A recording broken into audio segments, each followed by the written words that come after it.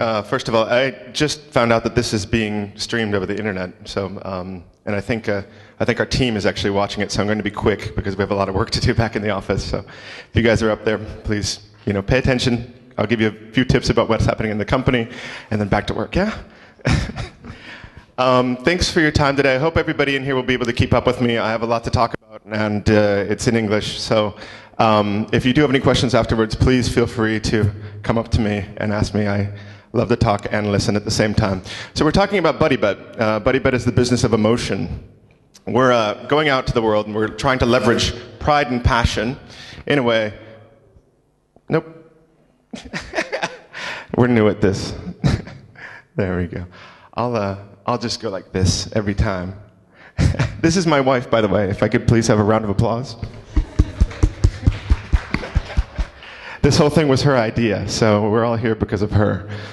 So BuddyBet is based on the business of emotion. We're looking to change betting by leveraging pride and passion, mixing it with trust, and building a global enterprise that can actually dominate an entire segment in a way that has previously not been able to be overcome.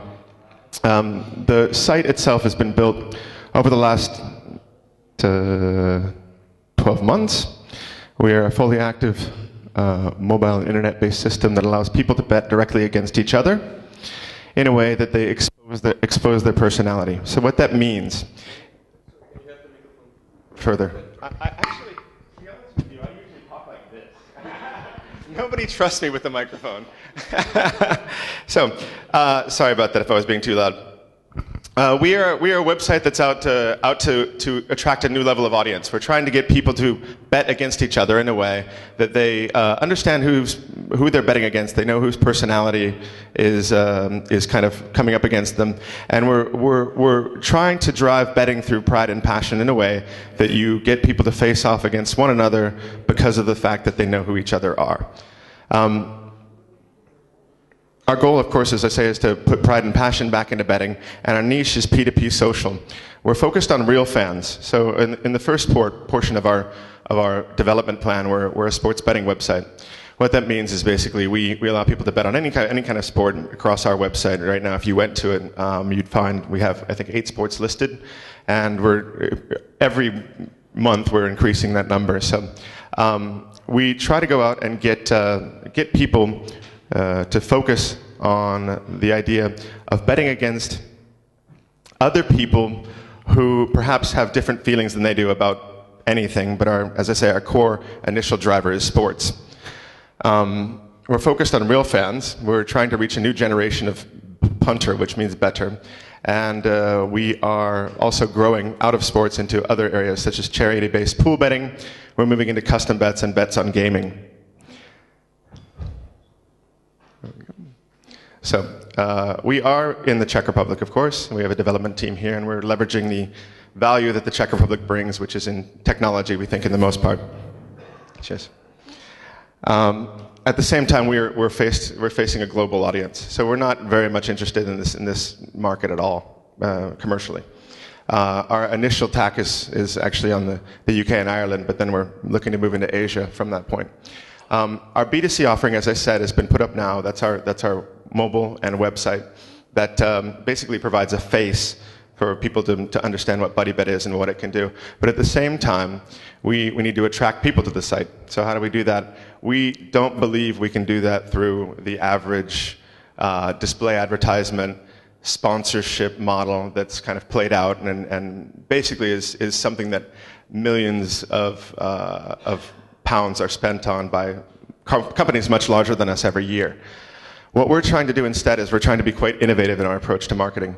And the way we're doing that is we've actually developed a B2B system at the same time, which in the end can end up being much larger than the B2C system. Sorry? Thanks. Last minute. The good news is I only have 11 more slides. All right. So we're allowing third-party companies and gaming developers to plug in their products to us. What this means is basically we can bet on third-party forums. So if you have a forum, if you have a news site, and it has several million users on it, you, in the past, have not had a chance to monetize those users except through display advertising. What we're doing, we're actually saying you can plug in You can plug in your users to a betting model, and at the same time, you can actually allow them to, well, put it this way. We have a global database of users that can be attached to a number of websites across the world, and these websites all have, let's say, hundreds of thousands or millions of users on them, and they can start betting on our platform via this website. We're fully licensed. We're getting ready to launch in about a month's time, and that's all I have time for. I probably should have practiced this. Practice makes perfect. Practice makes perfect. Thank you. I'm sure there's a ton of questions.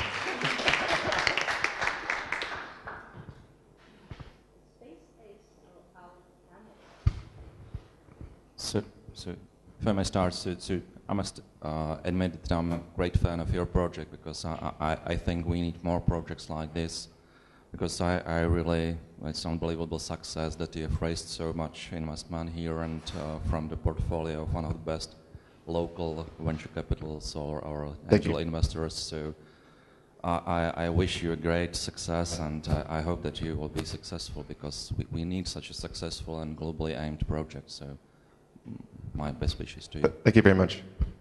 If I do understand it right, because my first question, which I was preparing for, was the CPA model. How much do you pay for acquiring customers? But then you presented this third model, like from the news side. So do I assume it right that you, for example, I can bet for Romney or Obama, something like that, when I see some article? Yeah, we're set up in a way that we can pretty much allow people to bet on anything. So we can set up internal customized bets, which we did 2 weeks ago. We in fact had Romney versus Obama, but of course that was pre-cash, so there was a few people coming on the site and trying out. There's another opportunity that we have within our functionality, and that's that external users or external businesses can actually create their own types of bets using our engine. So while we can, in the first phase, expose what we already do in our core and what we do in terms of our sports betting and our customized betting, they can then take that and they can apply it in whatever way they want to in the future. Essentially, we're attacking a market that's worth about $700 billion a year, and only about 30 billion of that is online right now. So the growth chart is just absolutely astronomical. So we've still got a long way to go in betting. I mean, less than 5% of the amount of betting revenue generated is online right now, and that's as you might expect in the world of online, going to grow.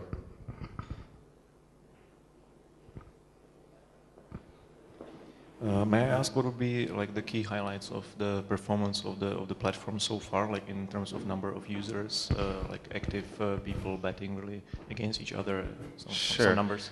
I could answer that, but we haven't really launched yet. What we've done is we went out and we try to learn every step of the way. So we started organically growing a product back in January when we first launched. We did a 3-week project, developed a tool, went out and tested it against 15 users, and they told us what was wrong with it. We then redeveloped something over the next 2 months, found out what was wrong with that, and took that to the next level. Luckily, then we were able to put a core in place that enabled us to go live with non-cash betting, or what we call pre-cash betting, as of the end of August. Now, from that time, I think we have 1,200 users, but of course, we're not actually doing any marketing, because marketing is a bit wasted when you're trying to get people to bet on pride and passion and back that with cash if you're just using fake currency. Betting with fake currency is not really interesting for anybody, and it's been proven over and over again.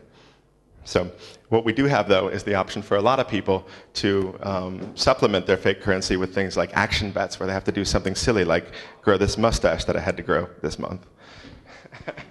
But outside of that, we're waiting until next month to launch our cash betting, and well, on the back of that, we'll be spending a lot more on marketing. I just wanted to ask, how much do you need? How much money do you need?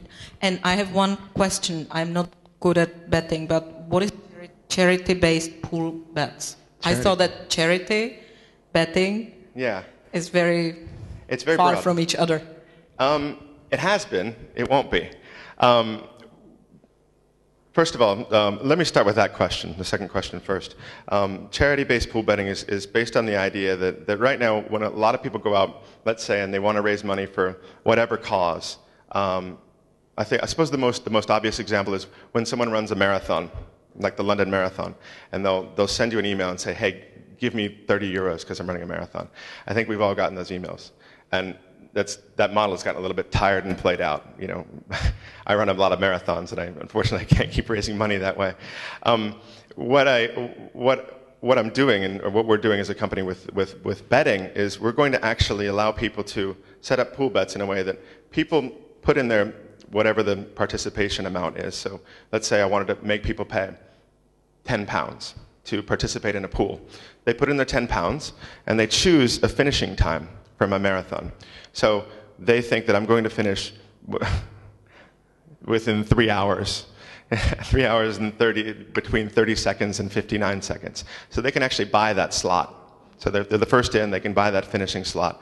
And then as I'm training, I can keep people up to date via third-party websites such as JustGiving. JustGiving.com it's the number 250th most popular website in England, and it's one of the top. I think it's the top 6 non-news websites, so actually interactive website. They are very interested in the model to plug it in because they're finding a little bit less traction on what they're doing with this straight up just asking people. So you contribute, you buy this time, and then if I finish within that time, the winner gets, say, 20% of the pool. And then, of course, they're encouraged to give that to their own charity, but they can keep it on their own if they want to. So you have an opportunity to go out, raise money for the charity, basically in a little bit more dynamic and sticky way for the website, but at the same time, you're able to kind of make it more useful for your friends. Instead of just asking them for something, they can actually participate in the win. We raised $1 million US in the first round. And we were very happy with that, of course. We're in the second round now, and the first round was for building the site, getting the license, which we've done. In fact, I just flew in from the Isle of Man, so I'm a little bit tired. We were just over there last night. They're very excited about us. We're changing a couple laws in the island, because that's where our license is held, so that we can actually do what we're doing with game developers, because it's not been done. And it's quite innovative. But we had a great conversation, a great dinner last night with the ministers over there, and they're ready to take it to the next level. But what we're trying to do is we have a very good group of investors, as you know, and they're putting in approximately 50% of the money for this round. So we're looking to raise another $1 million US to take it to market. So we've got 500,000 pledged. We're looking for another 500,000. Quite honestly, we want to get a couple more investors in who maybe have different contacts than our group. We want to spread our wings a little bit. And I should probably not say this over the internet, but we don't really need $1 million. That's kind of like the ceiling. We could get away with, say, 750,000. That will allow us to bring it to market and to basically push through the first, let's say, in our opinion, 6 months. Probably 9 months could actually work, based on the B2B model, that we won't be spending so much money on marketing. And after that time, we should be able to demonstrate enough traction so that we can go for a larger third VC round. So not an angel round, a VC round. And that'll be more like in the 10 to 20 million euro range, so that we can actually go to Asia, which is the ultimate goal for this. Sorry, maybe I just missed that. What's the competition like? Yeah, I didn't get to that. Actually, I could give you this. It's about 40 slides. It's really nice.